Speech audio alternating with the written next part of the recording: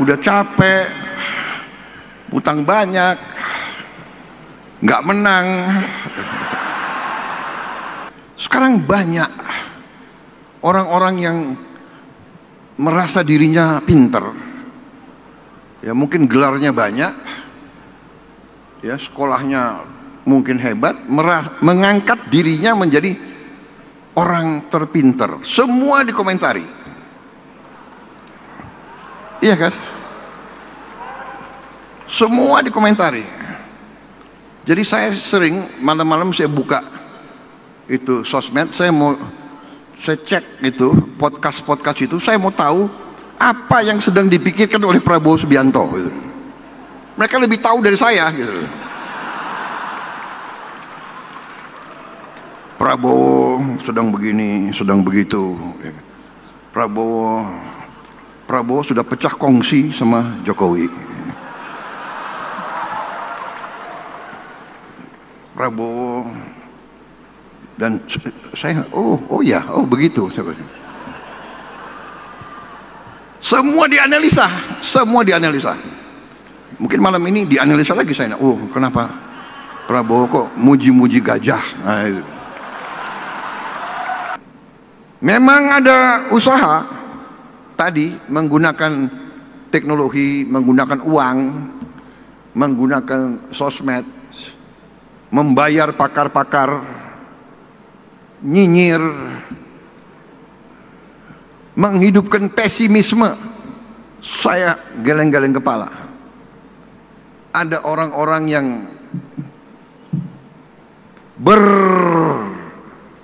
berperan sebagai orang pintar, berperan sebagai pemimpin, tapi yang disebarkan adalah pesimisme.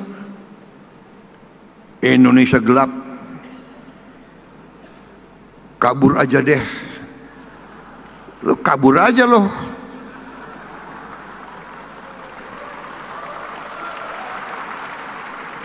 Emang gampang lo di situ, di luar negeri, di mana lo? Lo dikejar-kejar di situ lo. Ini, dan ternyata memang ini adalah rekayasa. Ini dibuat-buat. Ini dibayar. Oleh siapa? Oleh mereka-mereka yang ingin Indonesia selalu gaduh, Indonesia selalu miskin. Jadi ternyata kita ada fenomena baru. Ya, saya kira mazhabnya tadinya mazhab ini, mazhab itu.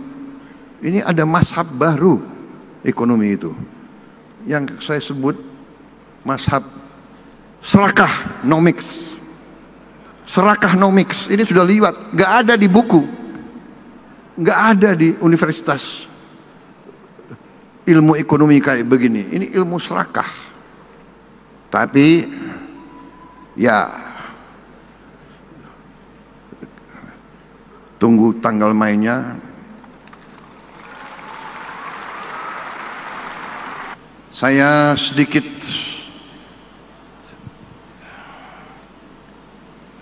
emosional kalau mendengar kata-kata PSI.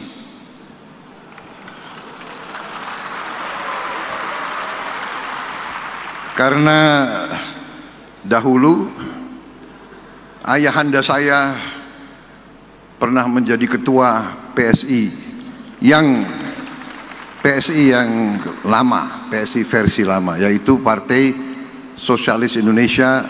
Sekarang ada penerusnya, Partai Solidaritas Indonesia.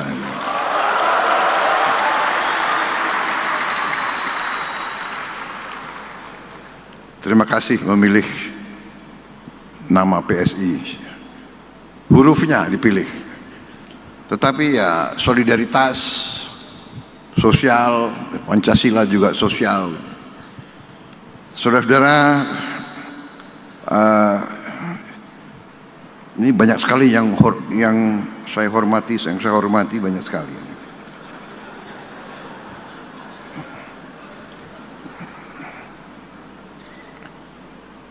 Kalau disebut mungkin lama, kalau nggak disebut pelanggaran. Benar ya? Yang saya hormati Wakil Presiden Republik Indonesia Saudara Gibran Rakabuming Raka, yang saya hormati Ketua Umum Partai Solidaritas Indonesia yang baru terpilih Saudara Kaisang Pangarep, para Ketua Umum Partai yang turut hadir, yang harus saya sebut namanya satu persatu.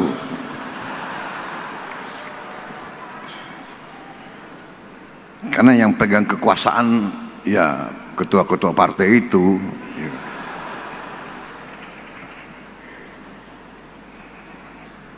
Ketua partai itu berat loh, ya. Berdarah-darah jadi ketua partai, ketua umum partai, benar ya. Nggak usah ketua umum, ya kan? Ketua biasa, sekjen, wakil sekjen, ketua DPW, ketua DPD, ketua DPC itu berdarah-darah, capek. Benar ya.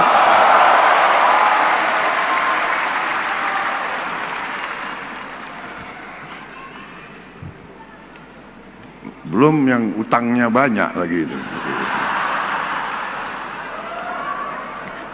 Kalau partai politik kumpul banyak senyum, tapi kadang-kadang senyumnya itu dipaksa.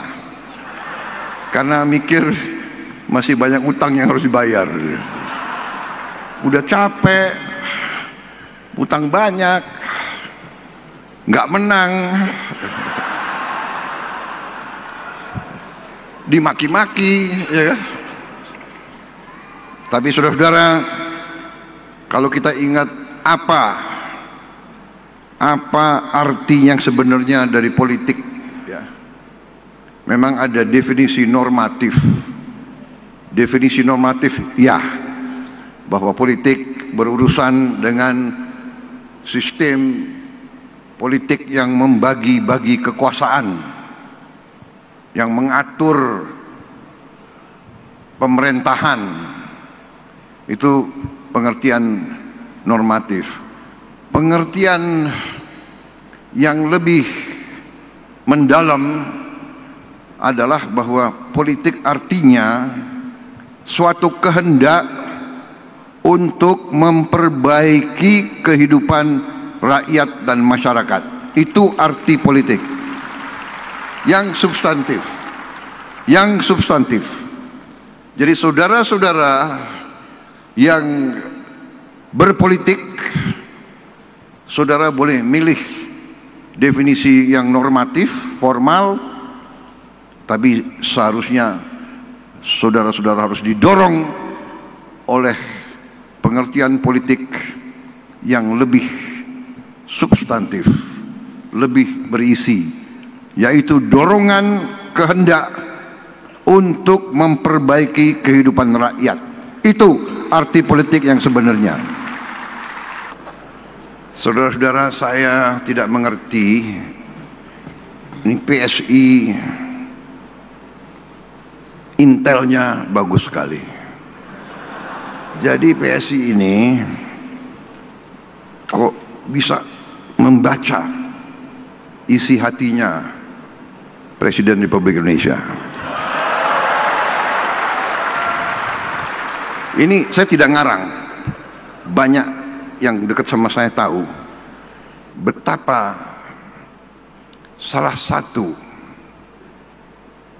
binatang yang paling saya sayang adalah gajah.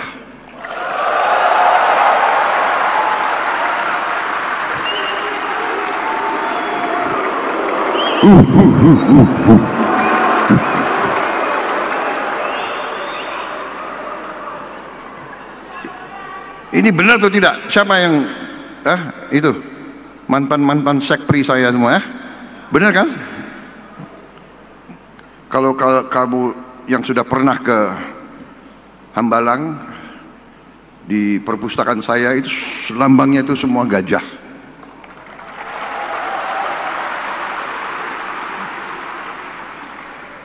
Dan saksinya Menteri Kehutanan dan mungkin Menteri Lingkungan Hidup, saya sedang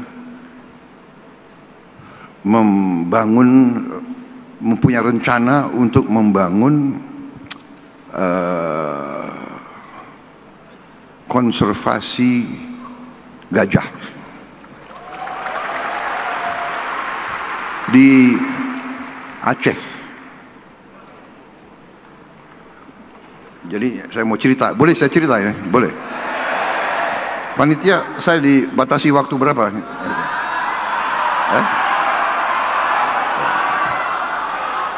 Enggak, kalau presiden kan harus tertib sesuai protokol. Aku presiden diatur-atur terus ya. Pak, berdirinya di sini Pak. Oke. Pak, begini Pak, begitu. Ya itulah risiko, nggak apa-apa. Jadi ini cerita benar. Suatu saat saya didatangi, dikirim utusan ke saya oleh kelompok pencipta atau konservasi alam, World Wildlife Fund, WWF. WWF ini pembinanya Raja Charles III, salah satu pembina. Jadi utusan datang ke saya. Mereka tahu bahwa saya sebagai pengusaha, sebelum saya masuk politik saya pengusaha. Saya punya HTI, konsesi HTI di Aceh. Dipercaya kepada saya cukup besar, itu 98.000 hektar di daerah Takengon, Aceh. Kemudian WWF ini bertanya, bersediakah saya memberi dari 98.000 hektar itu diserahkan kepada mereka untuk dikelola menjadi kawasan perlindungan gajah. Mereka ajukan 10.000 hektar. Datang utusan itu dan langsung saya tolak. Saya tidak setuju. Tidak akan saya kasih 10.000 hektar untuk kawasan gajah tersebut. Saya akan kasih 20.000 hektar. Jadi kaget mereka itu. Si utusan kembali ketemu mereka ini aktivis WWF setelah menghadap saya, dan dia ulangi, saya punya apa ya tadi, presiden tolak ya, nggak dikasih 10.000. Kecewa mereka mukanya, tapi dikasih 20.000. Wah, mereka cerah gitu.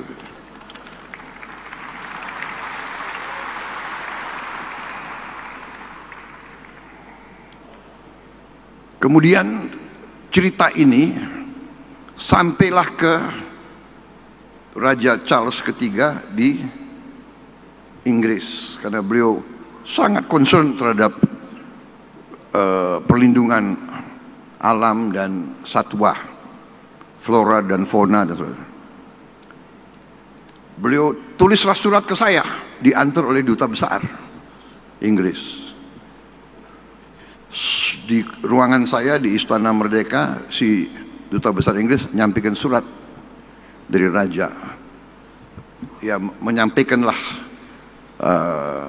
terima kasih atas dukungan saya dan sebagainya. Begitu saya baca surat dari Raja Charles, saya sampaikan ke duta besar, memang dari konsesi yang saya kuasai, saya serahkan 20.000 hektar.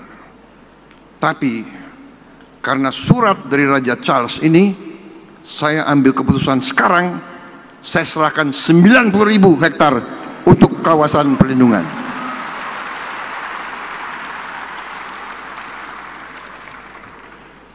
Saya sisakan 8.000. 90.000 saya putuskan. Jadi tadi itu slide-nya salah itu, ya. Sudah 90.000 kita serahkan. Nanti diproses ya. Menseknek dan Menteri Kehutanan. Saudara-saudara, ini saya jelaskan karena saudara telah memilih gajah sebagai lambang saudara. Berarti semua kader PSI harus jadi aktivis melindungi gajah. Karena gajah masih terancam. Mereka diburu untuk gadingnya. Walaupun sudah dilarang. Kemudian habitat mereka semakin terjepit. Kalau tidak salah di seluruh Sumatera bagian utara mungkin sekarang tinggal 700 gajah mungkin. Ada beberapa ratus lagi di Lampung, di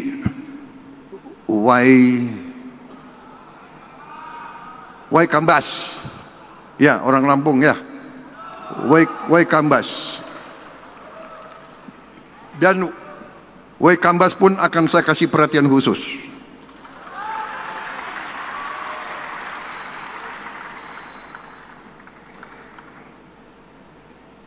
Di Waikambas lebih luas, sudah menjadi taman nasional 120.000 hektar ya, benar ya Menteri Kehutanan ya.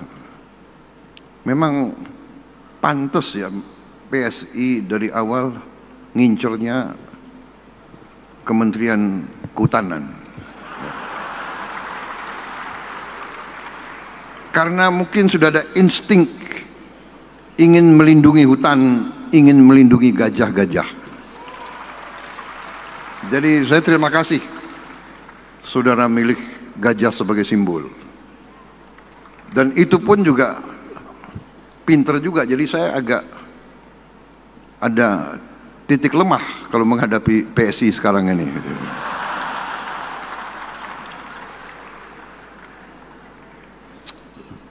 Akalnya banyak rupanya ini PSI.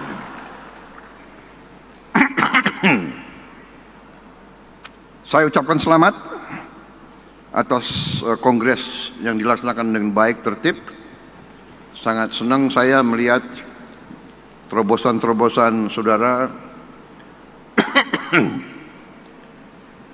keberanian saudara untuk inovasi, dan ujungnya bahwa saudara tetap rukun dalam partai saudara.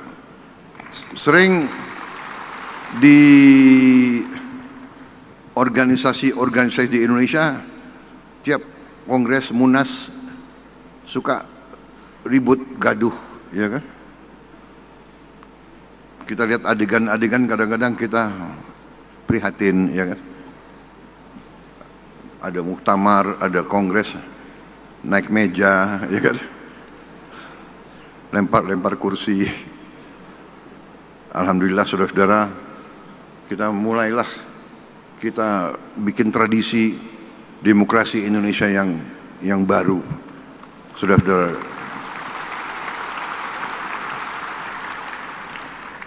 kerukunan benar adalah kunci dari keberhasilan suatu negara.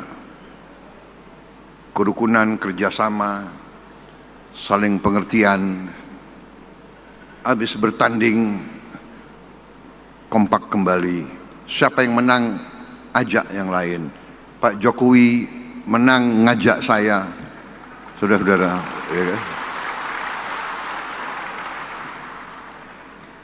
Dan saya buktikan ya, koalisi yang saya pimpin sekarang terdiri dari partai-partai yang juga pernah dalam pertandingan melawan saya, tidak ada masalah. Sesudah itu kita gabung kembali.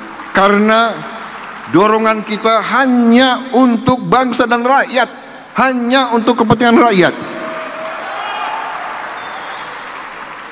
Karena sekarang ada fenomena. Tidak hanya di Indonesia. Saya keliling di mana mereka juga cerita. Sekarang banyak orang-orang yang merasa dirinya pinter. Ya mungkin gelarnya banyak. Ya sekolahnya mungkin hebat, mengangkat dirinya menjadi orang terpinter. Semua dikomentari. Iya kan? Semua dikomentari. Jadi saya sering malam-malam saya buka itu sosmed, saya cek itu podcast itu, saya mau tahu apa yang sedang dipikirkan oleh Prabowo Subianto gitu. Mereka lebih tahu dari saya gitu. Prabowo sedang begini, sedang begitu. Prabowo sudah pecah kongsi sama Jokowi. Prabowo dan saya, oh ya, begitu. Semua dianalisa. Mungkin malam ini dianalisa lagi saya. Kenapa Prabowo kok muji-muji gajah? Nah, itu.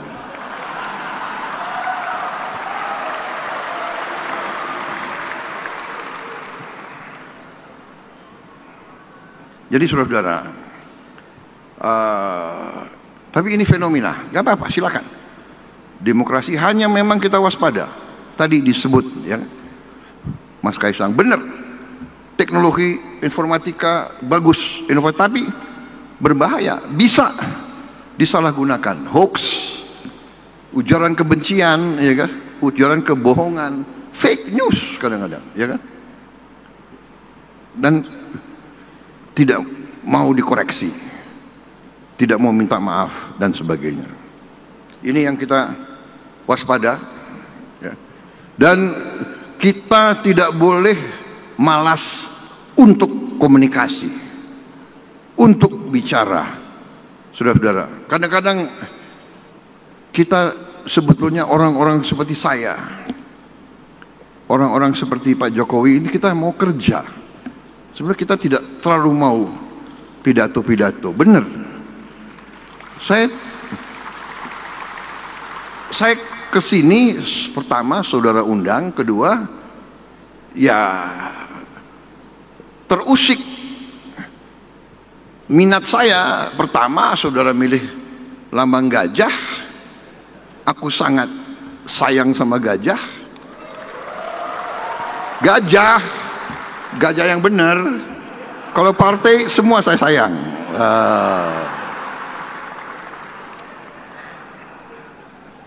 Nanti dibilang pilih kasih lagi, enggak. Ya, jadi saudara-saudara, seorang pemimpin, nah ini pemimpin-pemimpin muda semua yang akan muncul, ingat, seorang pemimpin itu memberi arah. Kita ingat ya, ajaran nenek moyang kita, 8 sifat pemimpin. Ya. Pemimpin Pindo Jaladri harus bagaikan samudera. Hatinya luas. Pemimpin itu dimaki-maki seperti laut samudera. Kotoran bumi keluar, ditelan oleh samudera yang keluar air yang bersih. Pemimpin harus siap dimaki-maki, siap disakiti, siap difitnah, siap di framing, ya kan? Tapi keluarnya harus selalu yang bersih. Pindo Chandra seperti bulan, memberi kesejukan, memberi penerangan di kegelapan bulan, memberi penerangan dan kesejukan. Pindo Kartiko, pedoman arah. Pemimpin memberi pedoman, memberi arah. Pindo Suryo, bagikan matahari, memberi kehangatan, memberi energi, memberi solusi. Pemimpin Pindo Arga bagaikan gunung,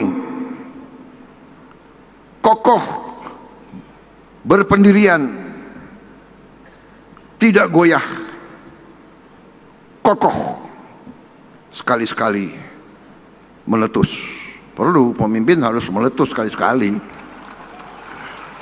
Iya dong. Menghadapi koruptor maling ya kita boleh kita meletus, kita maling.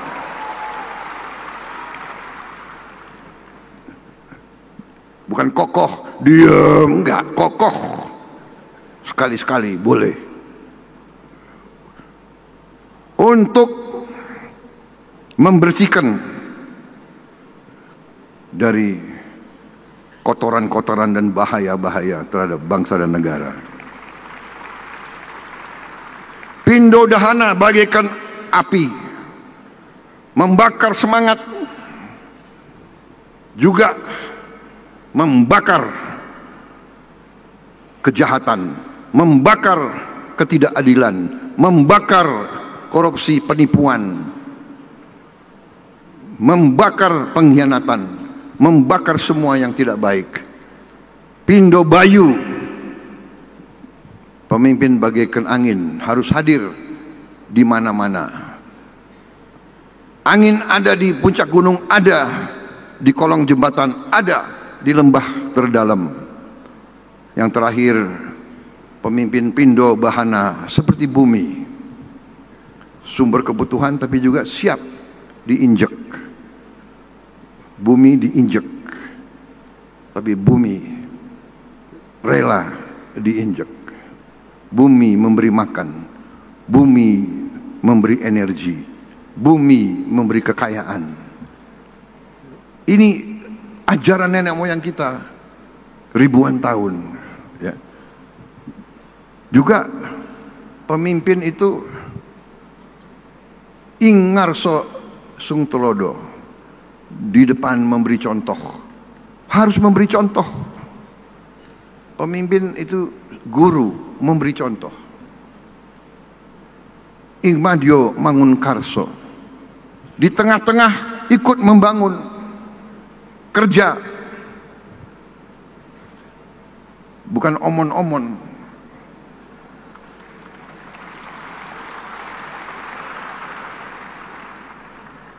Berbeda pidato, memberi arah, mengajarkan, karena pemimpin ya guru. Pemimpin itu guru, pemimpin itu kawan seperjuangan. Pemimpin itu adalah pelindung, pengayom. Saudara-saudara, buka semua sejarah biografi, buka semua buku psikologi. Kenapa ada pemimpin dan kenapa ada pengikut, dan siapa yang dipilih jadi pemimpin. Ingat, yang dipilih menjadi pemimpin adalah yang tadi, ya, bisa memberi arah, bisa melindungi, bisa mengayomi, bisa memberi kehangatan, bisa menegakkan kebenaran, yang terutama tadi memberi rasa aman dan memberi contoh. Saudara-saudara, PSI harus menghasilkan tokoh-tokoh pejuang.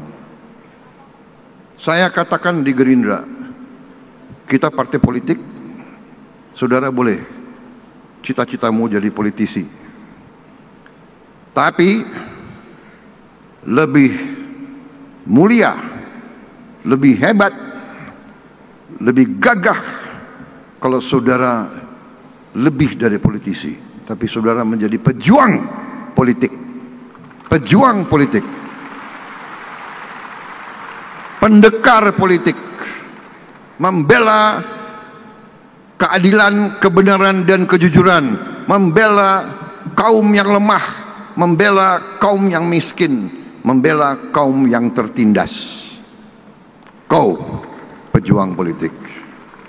Menang dan kalah urusan belakang. Tapi kalau kau berada di jalan yang benar, insya Allah saudara akan dicintai dan saudara akan didukung.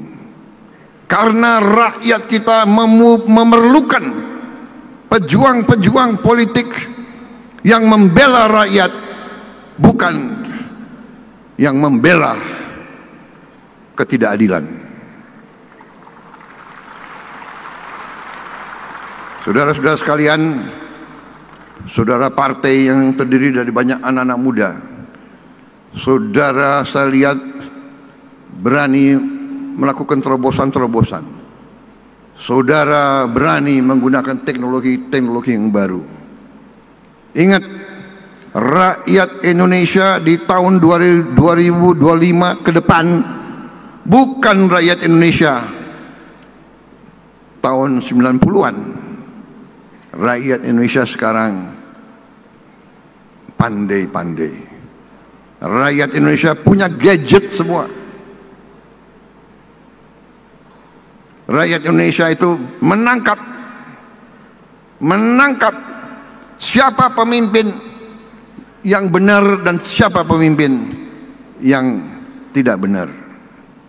Memang ada usaha tadi menggunakan teknologi, menggunakan uang, menggunakan sosmed, membayar pakar-pakar, nyinyir, menghidupkan pesimisme. Saya geleng-geleng kepala. Ada orang-orang yang berperan sebagai orang pintar, berperan sebagai pemimpin, tapi yang disebarkan adalah pesimisme. Indonesia gelap, kabur aja deh. Lo kabur aja loh.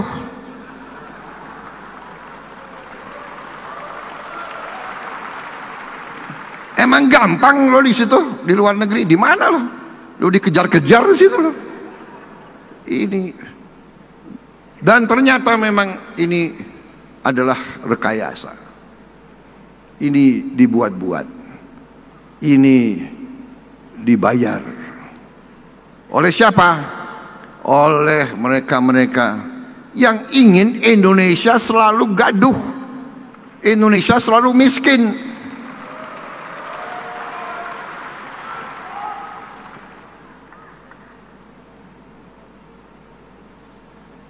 Ya, koruptor-koruptor itu yang biayai demo-demo itu. Indonesia gelap. Indonesia gelap. Sorry ya. Indonesia cerah. Masa depan Indonesia cerah. Saya sudah lihat angka-angkanya. Kekayaan kita luar biasa.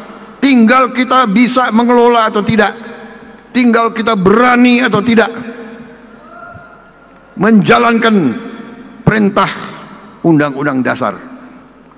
Saudara-saudara, pada tanggal 20 Oktober 2024, saya dan Mas Gibran disumpah di depan rakyat Indonesia.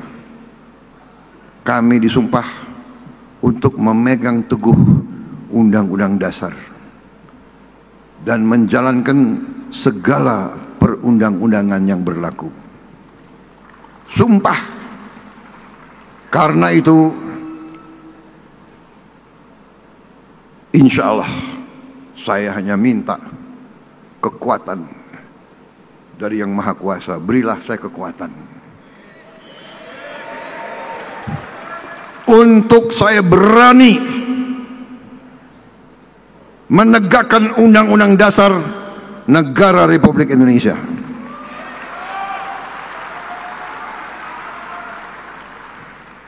Kekayaan kita luar biasa, tapi maling-maling pun luar biasa. Akalnya luar biasa, enggak jerah-jerah. Sudah dikasih warning berkali-kali, masih aja. Saya sedih, ya kan? Mereka-mereka itu menurut saya sudah diarah, bukan lagi masuk akal atau apa. Mereka ini dalam rangka sudah serakah. Jadi ternyata kita ada fenomena baru. Ya, saya kira mazhabnya tadinya mazhab ini, mazhab itu. Ini ada mazhab baru ekonomi itu, yang saya sebut mazhab serakah nomics. Serakah nomics ini sudah liwat, nggak ada di buku, nggak ada di universitas ilmu ekonomi kayak begini. Ini ilmu serakah. Tapi ya tunggu tanggal mainnya.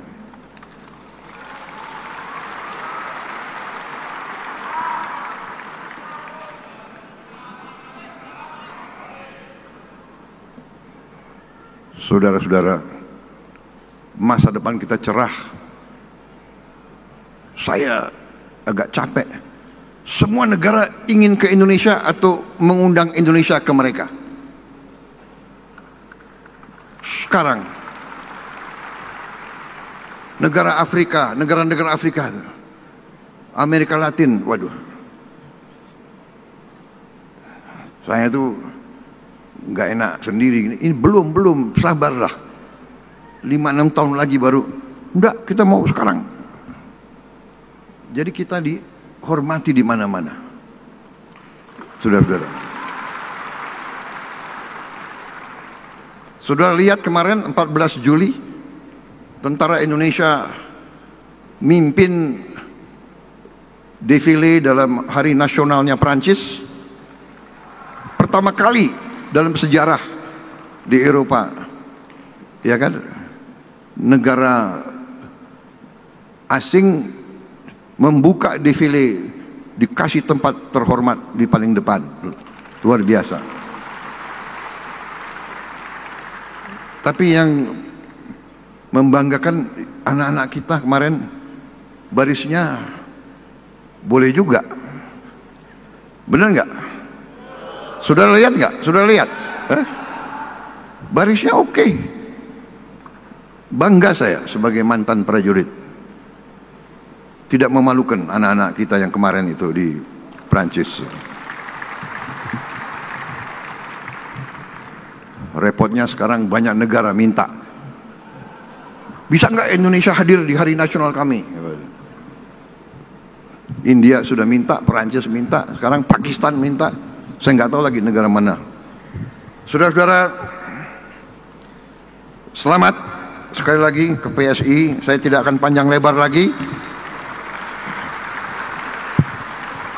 pidato, karena tadi Mas Kaisang ini sudah ringkas. Inti-intinya kita berada di jalan yang benar. Usaha untuk membuat seolah-olah Indonesia dalam keadaan susah, Indonesia dalam keadaan gelap, Indonesia ekonomi gagal, itu saudara-saudara, itu adalah upaya menurunkan semangat kita, dan itu tidak benar, saudara-saudara sekalian.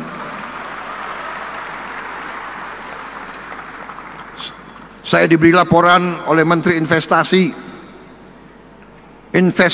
Indonesia bulan ini sudah mencapai target yang ditetapkan oleh APBN tahun lalu. APBN 2025 kita sudah mencapai target bulan Agustus ini.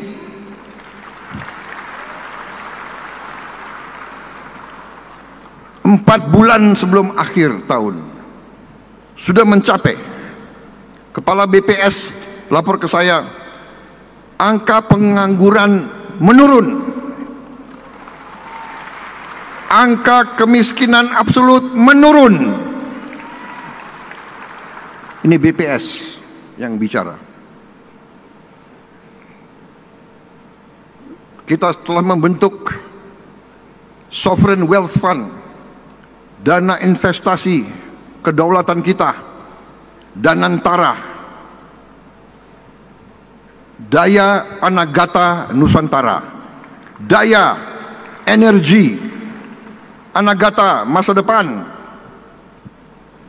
Nusantara bangsa Indonesia. Jadi Danantara adalah energi masa depan bangsa Indonesia. Danantara adalah menjaga dan mengelola kekayaan anak-anak dan cucu-cucu dan generasi penerus kita, saudara-saudara sekalian. Dan Danantara sekarang aset yang dikelola lebih dari 1.000 miliar dolar Amerika.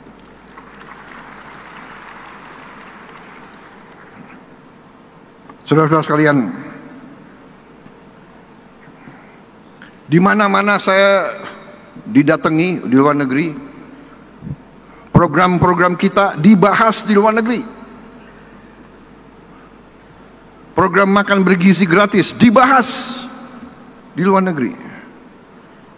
Belum pernah ada program yang semasif kita. Sekarang bulan Juli ini sudah sampai penerimaan manfaat 6 juta anak lebih dan ibu-ibu yang hamil. Insya Allah bulan Agustus akhir akan mencapai 20 juta lebih. Bahkan sasaran kita siapa tahu bisa mencapai di atas 25 juta pada bulan Agustus. Produksi pangan kita belum pernah dalam sejarah kita memiliki cadangan beras di gudang pemerintah lebih dari 4,2 juta ton beras. Jagung juga produksinya naik 30%. Beras naik 48%. Dan kita akan terus tegakkan. Masih banyak ada permainan-permainan jahat dari beberapa pengusaha-pengusaha ya yang menipu rakyat. Beras biasa dibilang beras premium, harganya dinaikin seenaknya. Ini pelanggaran. Ini saya telah minta Jaksa Agung dan polisi mengusut dan menindak pengusaha-pengusaha tersebut tanpa pandang bulu. Saya dapat laporan kerugian yang dialami oleh bangsa Indonesia adalah 100 triliun tiap tahun. 100 triliun tiap tahun. Berarti 5 tahun 1.000 triliun. Ini kejahatan ekonomi yang luar biasa. Kalau menurut saya ini sudah termasuk subversi ekonomi. Menikam rakyat. Anda bisa bayangkan 100 triliun kita bisa bikin apa? Mungkin kita hilangkan kemiskinan dalam 5 tahun dengan 1.000 triliun itu. Terima kasih PSI, dukungan saudara-saudara.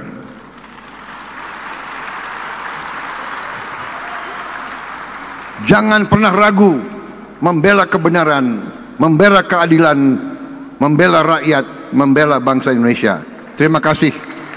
Wassalamualaikum warahmatullahi wabarakatuh.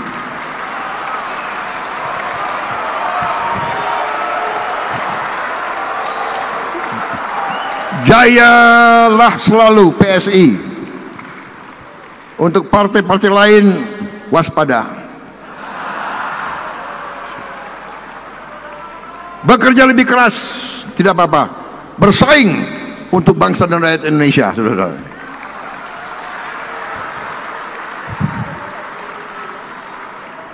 Kalau saya teriak gajah, bagaimana kalian sambut? Gajah! Wah, kurang semangat. Gajah!